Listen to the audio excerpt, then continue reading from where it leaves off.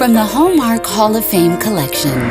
I have a very demanding schedule. If you can't come and help her make this transition, I'm not sure she'll be able to take care of herself. The only way she could be understood Beth has been deserted by everyone. was to be accepted. It's just one thing after another with her. You can't give up. I want to be a better sister. Rosie O'Donnell, Andie MacDowell. I love you, Rachel. I love you too. Riding the Bus with My Sister on Hallmark Movies and Mysteries. Hello. Hi. Welcome to Movie Umpers. My name is Bob Sham. I'm Angela. The sounds you hear may be dogs. And it is comfort food all month long this November. Leading into my favorite holiday of Thanksgiving. That's not a joke. It is my favorite holiday. I'll get more into it the week of. We got some Thanksgiving special drops that... Yeah, we are going to drop something on Thanksgiving. And you won't watch it because it'll be on Thanksgiving. But maybe you'll watch it the next day. Yeah, we will be hitting up the Eli Roth slasher that's coming out this month. I haven't seen an Eli Roth movie in a long time. No, me neither. And also the day before, we're going to hit up what few Thanksgiving movie classics there are. Planes, Trains, and Automobiles. Yes. John Hughes, our second John Hughes movie. So, yeah, expect that Wednesday and Thursday. But around all that, we're discussing comfort food, which is on Mondays, we talk about movies from our past that left an impression on us or that meant a lot to us when we were younger. And also movies that are inspirational and heartfelt and so fucking saccharine. More sugar than that grocery store deli pumpkin pie that your aunt cheated and just brought to Thanksgiving. We're talking about movies in which actors play people with intellectual disabilities. Yes. Not intellectually disabled actors themselves, and not autism, though we seem to flirt around what appears to be autism, similar to this movie, but that's not what we're talking about. Regular actors, quote unquote, playing people with intellectual disabilities. Yeah. And it's Sisters Week. Sure. Last Wednesday, the other day, we talked about The Other Sister. Yeah. Today, we're riding the bus with my sister. From 2005, directed by Anjelica Huston, based on the book by Rachel Simon, starring Rosie O'Donnell and Andie MacDowell. Though I prefer the porn parody version. Sucking off everybody on the bus with my sister. Which is really good and plays up more of the civil rights aspect that it left behind from the book. Apparently the book lends it to more of... I haven't read the book. Okay. I feel very judgmental of Rachel Simon. Yeah, me too. And honestly, maybe I should read the book first, but it just comes off like some shitty, Good Housekeeping, shitty-ass articles. I think that's how it started, was an article in a magazine. Yeah. Like, admittedly, this isn't something that's inherently for me, but... Right. But I can imagine that if it's for you, I don't know, maybe expand it's just into art a little more. It's another one of those stories where the privileged white person... Yeah, Jewish white people in this one. ...has their own issues. Yeah. In this case, she's just a terrible person. And a career-oriented person. In the movie, as played by Andie MacDowell, Rachel Simon is a fashion photographer. Apparently that's not what she did. I guess she's a writer. She credits herself as a motivational speaker as well. I think probably now she goes around and talks about this. So people, I feel like a lot of people, if they do anything that is like a feel-good situation or they think that they can teach people something, then it becomes that. They'll pay her to talk about this at schools, probably. When people describe themselves as a motivational speaker, when people say they do consulting, but they don't specify specifically. Life coach. Life coaches, shit like that. Immediately, you're not invited to the party. And I'm not invited to yours, but that's okay. I don't want to eat your little crappy spanakopita's at your party. Totally. But... this one is, told through the lens of Rachel Simon because the book is written by Rachel Simon, but it's very much oh, look at how good I became. through the course of dealing with my difficult sister. Rachel Simon has a sister, Beth Simon. This all takes place in the eastern Pennsylvania area, probably around, North Delaware, South Jersey, that whole zone, right? And I think this story is supposed to be in Reading, Pennsylvania, and or Reading, however they pronounce it there. And Beth she's intellectually disabled, and she rides the buses. That's what she likes to do. She doesn't try to get a job. She doesn't want to. She has had jobs, but she gets fired because she hates authority. Look, my politics tend to skew pretty left here. If you're intellectually disabled, let's just help you. No, I agree 100%. You shouldn't have to go to the fucking Walmart and waste your life. I agree. Like everyone else. Yeah, she doesn't want to get a job, but she's capable of having a job. It's like, I get it. No one else wants to go to work either. But this person is already at a deficit with intellectual disability, and they're going to have to go fucking, no, I get it. Yeah, I agree. Take my tax money, just get her an apartment. The problem is it's not enough money. Yeah, that's true. That's the problem. Is it? It's not enough money. So she's been getting help from her dad. Although they do mention that it's kind of a throwaway line, but Andie MacDowell, Rachel, at some point says, I send you checks and you don't cash them. And she goes, well, I get government money. So why should I use your money? But she was getting help from her dad. So Beth not so smart. No. Obviously. This is a story in which the very busy workaholic Rachel Simon, we don't know what triggers. I assume that the reason she decided to go ride the bus routes with her sister was because she decided to write a book about it. Oh, in real life. Right. Because the reason in the movie is that their father dies. But that doesn't actually happen. This is the flaw with think piece writers and art, like people who do this kind of shit. Yeah. And I definitely, especially in the political realm, the editorializing, when people do this, is that when you're paid to have to come up with things to write about, then you're going to be forcing so much bullshit, and everything is going to be forced. And it just makes me mad, especially on a political level, when people will read this shit that people will write, where they have to force some bullshit out to formulate some opinion or something that might be mildly controversial in order to get people to read the article. And people will take that shit seriously when really it's nothing but a fucking joke, and at worst just completely boring. Yeah. And at best completely laughable. I mean, this isn't in the political realm, but this is something that is trying to force inspiration. And yeah, it seems like we didn't read the book. We don't know why. In the movie, it posits that their father died, and that's why they had to go and do this. Yeah. But the father did not die. No, was not dead when they started making this movie. No, yeah, the father did not die. And in the movie, it's very heavy-handed that Rachel has always been expected to take care of her sister. And so now she must once again take care of her sister. And she's been very put upon, which is not... She was expected when she was 8 years old. Watch out for your little sister. There's literally been a lifetime of her not helping her sister. Exactly. And it's like, yeah, you send her a check, but you don't even have enough time for your family to like answer the phone before your dad dies. They set her up as a terrible person. But yes, the dad dies. She goes home. No one else will help her sister. So she's like forced to help her sister. And through that finds herself, and then completely naturally and unplanned at the end of the movie has an art exhibit with photos of her sister. Yeah, why not bring your sister there? That's what I said. Maybe the sister doesn't want to go. So who is she? And Andie MacDowell says, she's my sister Beth. And it's like, where is she? Why didn't you invite her to come to the opening?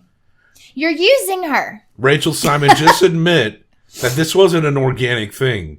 You were like, I'm going to ride the bus with my sister. To write an article, hopefully a book. With the preconceived notion of writing about it. That will one day set me up to be a motivational speaker. And guess what? It's inspiring. And I somehow find myself, oh my God, bus drivers are people too?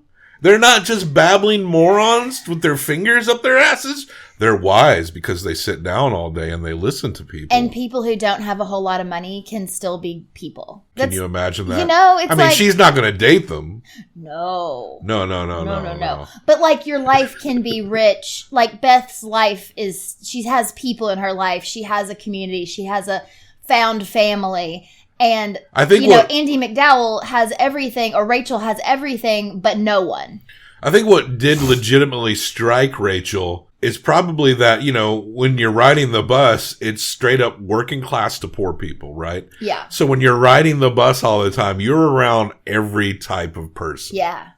All races, colors, creeds, kinds, whatever. So I think it did strike Rachel that was like, oh, she's my sister who has the mentality of an 8-year-old, is actually more intrinsically involved with other cultures and ethnicities than I am. She's probably only with Jewish people and waspy white people. Like that's the only people that Rachel probably has. I mean, that's her target audience in terms of these articles, she's right? She's married to her business, so she's with her assistant all the time who's going to be kissing her ass. She's, people who want to put her in magazines. Like, she's the boss. Yeah. But she doesn't have anybody that's close to her. In the movie, her boyfriend breaks up with her because she doesn't want to take care of her sister. Basically, it's like the last straw. Like, she's been neglecting their relationship. The plot of this movie is very, very simple. We've basically already said it. Father dies. Beth needs help. Rachel goes to help her. Neither one of them really want to be around each other sometimes. They grow to be friends. Beth has a boyfriend named Jesse. She knows all the bus drivers. She tries to set her sister up with Rick, the bus driver. Jesse does split that and hit that. I have a date with Jesse. We'll go out to dinner. We're going to come back here. We'll watch Animal Planet. Gonna have some snow cones. And we're going to be fooling around. One of the most this movie's full of flashbacks. God. To talk about their childhood. But I was almost done with the entire plot. So she tries to set her sister up with Rick. And then ultimately, 3 months pass. Beth is on her own. Andie MacDowell, Rachel, moves back to New York, gets back with the boyfriend, and has an art show. I love That's it. The flashbacks deal with things that, like, are only issues momentarily. And this movie is full of, like, issues that only matter in one scene. There's one flashback where she eats dirt. We can't watch Rosie O'Donnell eat a little dirt for our entertainment. Listen, it's all Rachel's memories. Yeah. Again, it's only the memories that serve Rachel to remember. So she's looking at Beth eating garbage, like donuts and stuff, and she remembers Rachel eating dirt and her mom saying, "Why did you let her do this? It's not funny." Because she was a kid laughing at her eating dirt. I mean, it is funny. It is funny. You're a kid. For us as viewers, it was objectively funny watching someone eat dirt. And then these flashbacks, there's all these moments of the mom being like a real advocate for Beth when they were very young. Like, we don't hide your sister away. She's never going in an institution. You have to help take care of her. You have to understand she's different, right? Like, don't just watch her eat dirt, maybe realize that that's probably not good for her and she doesn't realize it because you're laughing, so she thinks she's being funny. That kind of thing. Like, you got to watch out for her. And that's the scene where the mom goes, "You have to take care of Beth." And she goes, "Forever?" And the mom goes, "Yeah, forever." She didn't, though. No. I bet she's still not. I bet the idea of it is very tentative in terms of taking care. Right. I don't know. It's so messed up. The mom's a good mom in flashbacks until she gets some bad boy dick. Yeah. And it says he drinks a lot, but it's not clear beyond that. Like, apparently they shut themselves up in the bedroom and fuck or something, and they can't. Fudge. We have failed miserably in keeping it clean this month. That was kind of a goal. It's not who we are. You're right. It's not. We're trying to be something it's like, we're not. What are you at your office job? No, we're not. We're on a podcast. It's like, actually, I curse at my office job. Oh, yeah, that's true. Sometimes, too. It depends on who I'm around. Also, Beth has a seizure in a flashback. Yeah. We don't really see anything involving why her condition. Does she have epilepsy? Yeah, and that never comes back around. I would have loved to have watched Rosie O'Donnell act out a seizure. Oh, okay. We'll get into Rosie here more specifically in a little bit. Yeah. And Andie, a glass of milk MacDowell. We'll talk about her too. Yeah. But also there's like a guy we see for one scene who's trying to get her a plush Tweety bird. And we get that he's a creep who's trying to... Oh yeah, he pulls up next to Beth on the street and is like, "Here, I got you a present." And she takes it from him, but immediately throws it in the garbage and tells Rachel, like, "Don't look at him. He's always trying to give me stuff every day." But they don't expound on that. They don't explain it. Yeah, you can't get like Rick or Jesse to beat this guy up in a later scene. Well, but also, who is he and what is he trying to do? Why even include that if you're not going to explain it? But also, it does kind of give that just the mildest glimpse of like a predatory aspect to... It's the radio thing where you flirt with intense drama, but you don't really dive that deep into it. One of the times they try to get intense is when Andie MacDowell remembers the time that they convinced Beth to get her tubes tied. Oh my God. And there's this flashback that it makes you think they're trying to make them look young, like Beth's hair's a little shorter. Andie's wearing a color. She only wears black in the present day. She's wearing like a color until the end when she finds herself, then she wears like gray. So she's wearing like green and she has her hair pulled back and their father's there. Now we haven't visually... We know the father died in the movie, but it's not like we've been lingering with a specific actor, We've right? seen an actor in flashbacks only. So they could have hired an older actor to play their present day father. But instead of that, they decided to put a terrible wig and mustache and old man makeup on the young man who played their father in the flashbacks. He looks like when they have an SNL cast member play a character's father. 1000%. It looked like such a joke. It looked so shitty. It looked so bad. And then they're trying to convince her, but it can't have been that far in the past because they're literally like, "Well, how much did you do with Jesse?" Who is her current boyfriend? I mean, maybe they've been together for 10 years, but still. I mean, this is directed by Anjelica Huston. Got some acting accolades. The daughter of John Huston. She should at least know what good acting looks like. She should. But we know certain people can act, but they cannot direct. Sometimes you just don't have that aspect of yourself. Depending on the director, Zack Snyder, they just come off like not much flatter and their lines suck. Yeah. And like there's not really a lot of inspiration in terms of trying to set a tone. And I think Anjelica Huston is trying to set this tone. Yeah. But it's so dripping with melodrama. And like a lot of these types of movies, there's so much hubris that we're doing like a good and positive thing that I think it's blinding to the fact that this is laughably corny and a little bit embarrassing, to be quite honest. Yeah, even for a Hallmark movie. It is a Hallmark movie. They convince her to get her tubes tied because they are afraid she's going to have a baby. And it's weird because Beth has this thing where you might, like, they will say to her, "Do you think you want to have a baby? Or do you think if you don't put this cart up at the grocery store, someone's going to get hurt by it?" And Beth's thing is, "I don't care. I don't know them. I don't know that baby. I don't know that person." It's kind of a good answer. Honestly, it's like I'm only concerned about myself. She's a little too selfish. I mean, put your cart back. Put your cart back. This family sucks. This family does. And the other sister, the whole family sucked. But Carla, she was Carla. She wasn't like a bad person. No. This whole family sucks. And Beth is actually a special needs Karen who's completely annoying. Yes. She goes in. They go to dinner at one point. Rachel's going to take Jesse and Beth to dinner.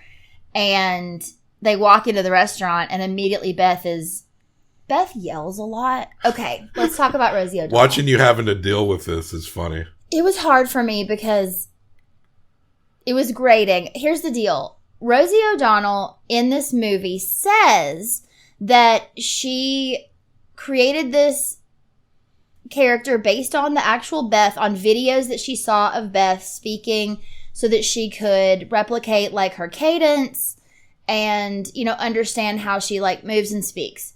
Apparently, according to the actual Rachel, it's very close. The only thing is Beth talks really fast. I really was looking online for a video of Beth so I could compare it.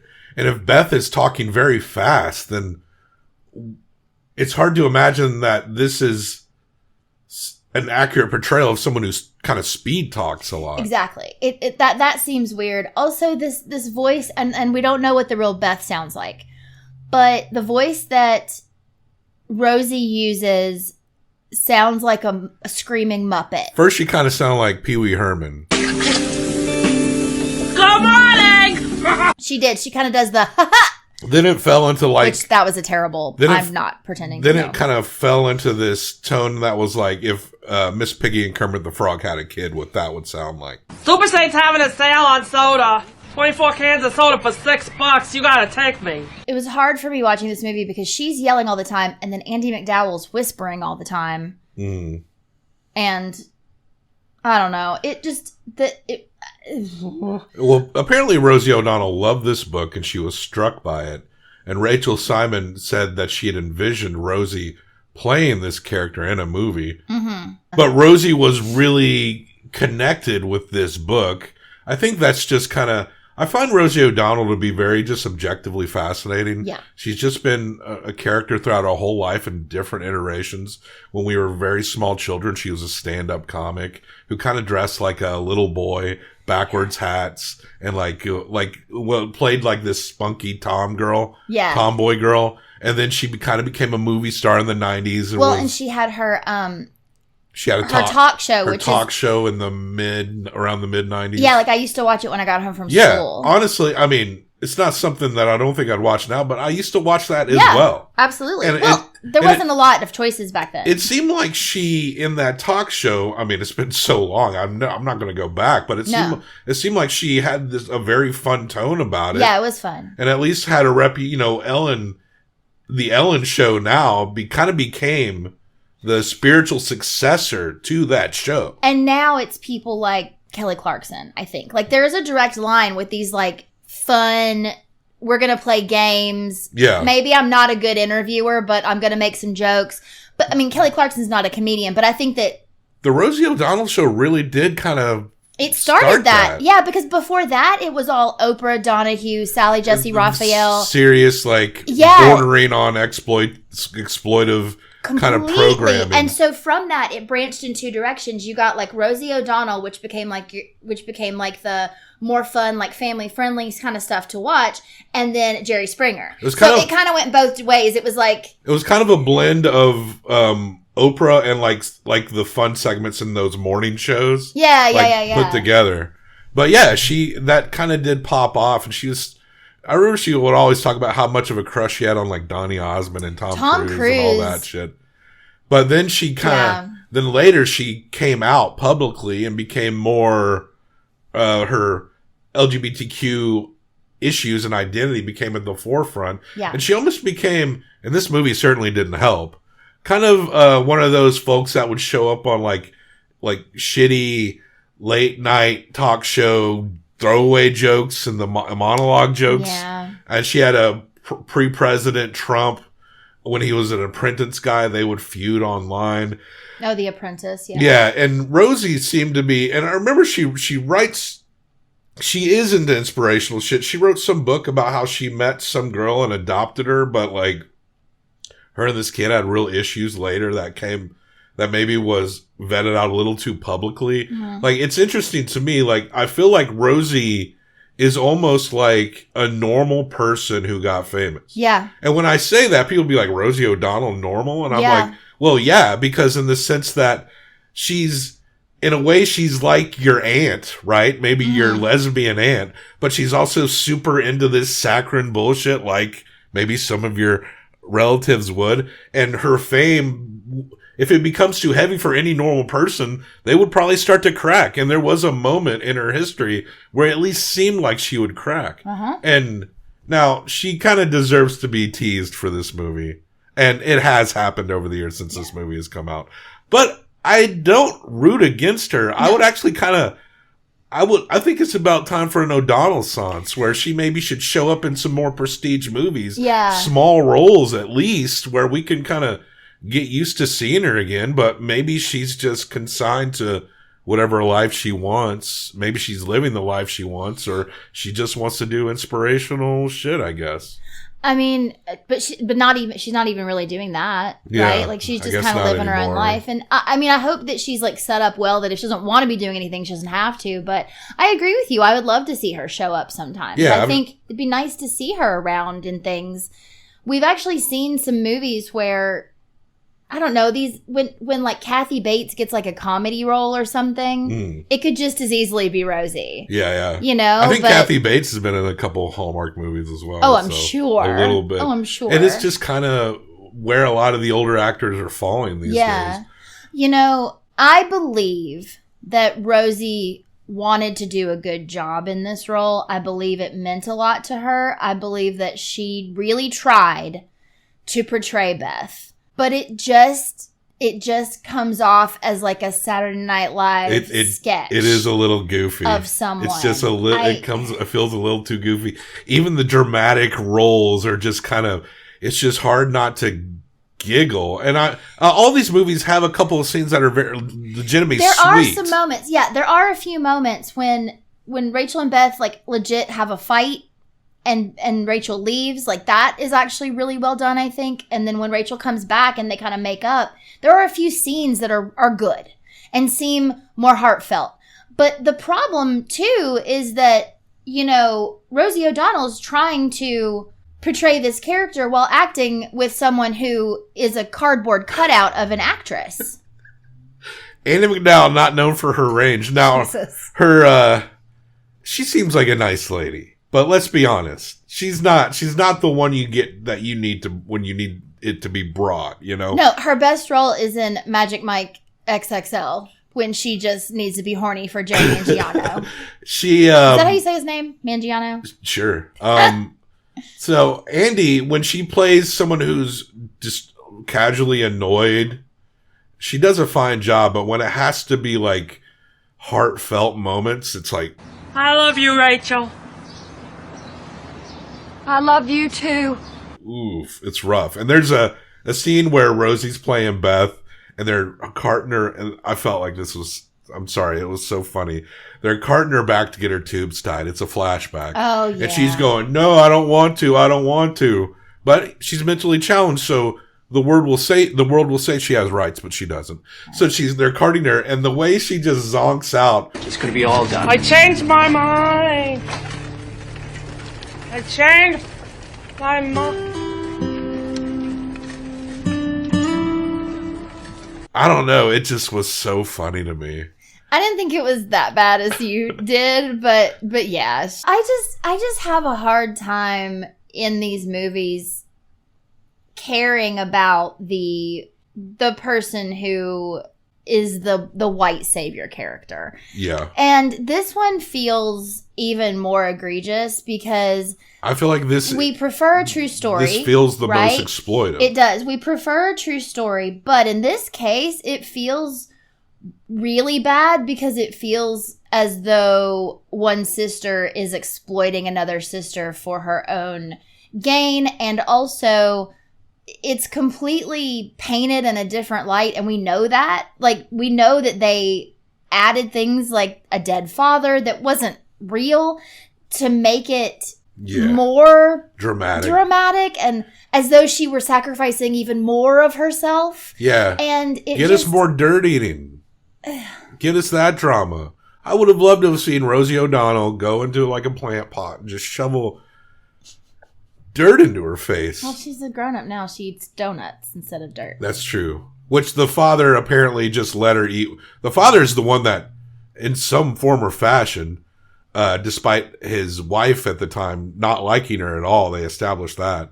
The father, it seems, let her do whatever. So now Andie's coming along, Rachel, and is like, and so it leads to this thing where, and you kind of get it because at this point she's so locked in, she's probably never going to change. Yeah.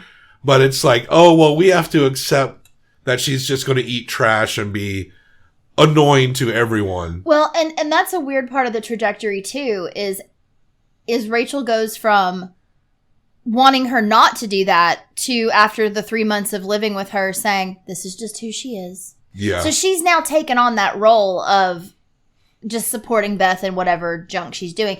They also multiple times say, I mean, she's an independent person. I mean, she wants to be. Like, at this point, it probably will not change. No, it probably will not change. And I do get that, but it doesn't mean you shouldn't still encourage better choice. Like, can we have a muffin instead of a donut? I don't know. There's other things that maybe still taste good that don't have as much sugar. But the position she's in is already a product of that failure. Oh, absolutely. And that's all a product, I think, in this story. Like, I don't even know if their parents really split up. That's the thing. Like, I don't know if any of this is real. But in the movie, it's got to all have been based on guilt.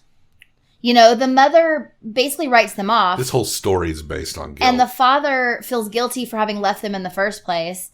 And then then they say that he takes Rachel and their brother. There's also another sister that's cut out of this movie. She probably just didn't want to be involved. And leaves Beth with the mother and the deadbeat boyfriend. So there's probably also, in this story, there's more guilt from that. So by the time he's in Beth's life, he just lets her do whatever. And what is the phrase she always uses over and over again? I'm fussy. I'm fussy. Yeah. I'm fussy. And at one point, you know, Andie MacDowell's like, "Oh, I forget you're fussy." When you said this is all about, it's really you said the right word. This is a story of guilt. Yeah. This is a story that is dealing with family guilt. It's got to be a hard scenario. Absolutely. No doubt. Absolutely. But you are dealing with some kind of inner guilt in telling this story where it's like, you know, you weren't there for your sister or the best you could be. This whole story is about an individual's guilt, but it's also an attempt to like release yourself from that guilt by accepting her position, but also coming out the other side of it a better person, a grown person who understands bus people and your sister. I also found out that bus drivers are amazing people. They're filled with wisdom and life philosophy because they sit all day and think and interact with people. And I also found a way back to myself, because through my workaholism, I was teaching and doing many other things, and I kind of got distant from myself, too. And my sister helped me get back in touch with myself. But is that even real, or is that also performative? That's the part that you just I don't trust, is this whole thing, the movie, the book, the public speaking, is that all still, in actuality, guilt-led? Like, Are you really there for her? I don't know. I hope so. Sure. Right? I hope that you did that this person actually did learn something. The sister could genuinely prefer anyone else on that bus over her own sister. Has Beth ever seen this movie?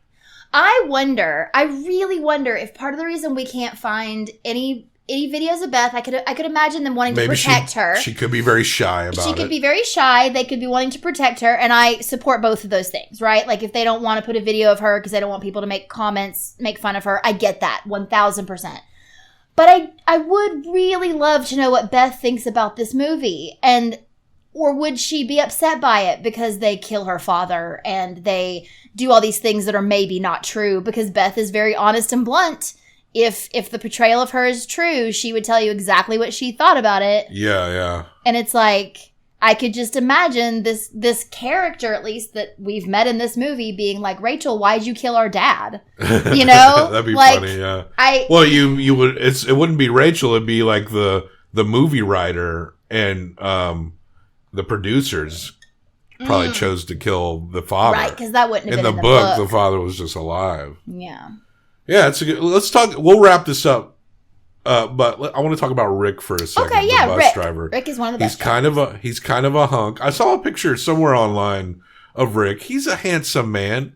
Is the actor playing Rick a little hotter? Yeah, but you know, Anjelica or Andie MacDowell is hotter than Rachel Simon, so whatever. Sure, but. I was watching. But he did look like a regular handsome guy. I was watching this corny little interview with Rachel Simon on some show up northeast, and the host is like, "And your sister tried to fix you up with somebody." Yes. And that actually opened up your love life to get you to marry somebody else, right? Yes, it's true. She fixed me up with a fabulous man, a bus driver named Rick, who's a great pool player and many other things, and it opened my heart up to intimacy once again after I kind of shut down in my 30s. So you met this wonderful bus driver who taught you how to open your heart up to go back to your boyfriend who dumped you. And then I was like, yeah, and it's like this poor guy, Rick. Rachel, it's okay. I have no illusions. I'm a bus driver. No, it's not that. I'm not putting it down. I have a life in New York. I know. And Sam?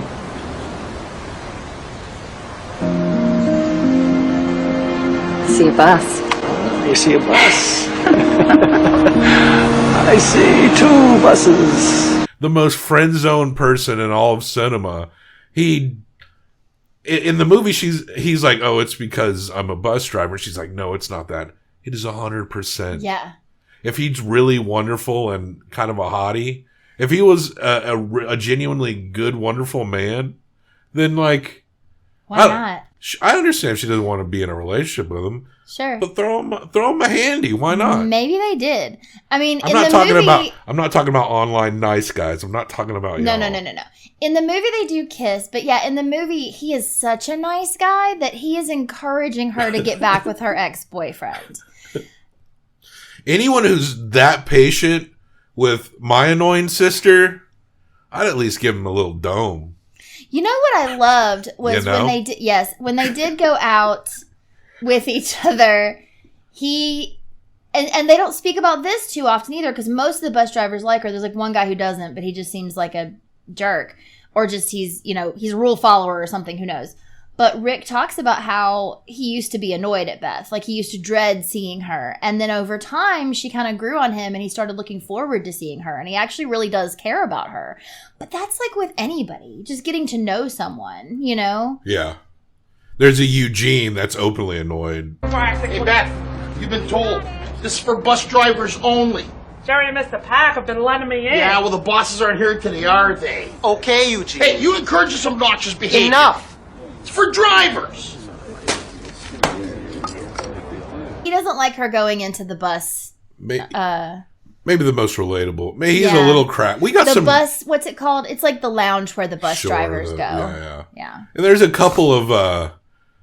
You kind of do connect with the more curmudgeonly bus riders, but then they say shit like, "You need to stop draining the system, riding the bus around." Like, I don't care about that. Well, those are the other bus riders. Yeah, but it's you do understand why people are like a little bit like, Beth is just playing her radio out loud in the bus. It's like, like, that's annoying as shit. That's Beth's life. That's all. That's what she's got. So, riding the bus with my sister. I feel like we could honestly go on much longer if we wanted somehow, and like picking this apart and talking about how it made us uncomfortable. I would like to give a shout out to the actor who played Jesse, because I thought that he did a great job. He also played her boyfriend based on also a real boyfriend named Jesse, and he also has intellectual disabilities. But I don't know. I just thought he did a lovely job. That actor did a lovely job. Yeah, and so each movie, we've said this before this month, that after we'll watch one challenge movie, trash it, go to the next one and be like, wow, that was even worse than the last one. This is no exception. Almost on par with the other sister, but I would say, for my personal rating, which we will combine for a best out of 10, 1 through 5 each, I'm going to say this is like a 0.25 under the other sister. Though it is funnier than the other sister in ways that are completely unintended. Yeah.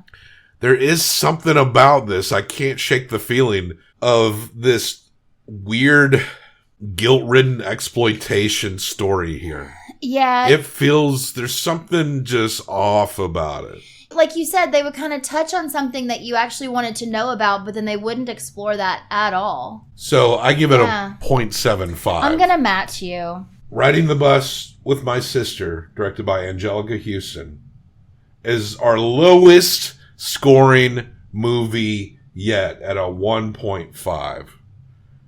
Oof. exploitive. I just get that feeling. It's pure assumption. I don't know the people involved. Yeah. If people know Rachel Simon and want to reach out and explain different, like, I understand. I could be off base. But we approach all of these just from where we are. And from where we are, it seems a little weird. All of these movies have this layer of hubris to them that like, everything kind of flirts with an exploitation anyway. It's kind of inherent. But this one feels like it's the most of that to me. Yeah. And I don't think people involved were trying to do that. Yeah. But maybe unwittingly, subconsciously, that's where we went. It's how it comes off.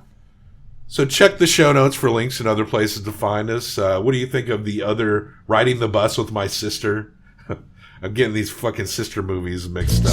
I know this movie has been it's kind of an infamous movie in how bad it is. Did it get Razzies?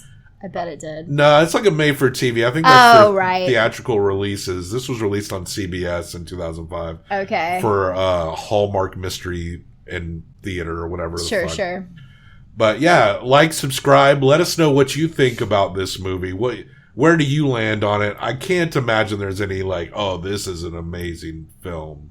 But hey, maybe you're out there. I don't know. If you know Rachel Simon and you want to defend her vociferously, if that's the right word, then do so. Go ahead. I won't argue with you in the comments. But if you got something to say about it, I'd love to see what you got to say about it. So we will kind of like look back onto these challenge performance movies, this special inspirational comfort food, and kind of see where we're all at with it. Do we think these kind of movies should exist? Well, we'll let you know. I don't care. It makes me laugh mostly. Life to all lovers.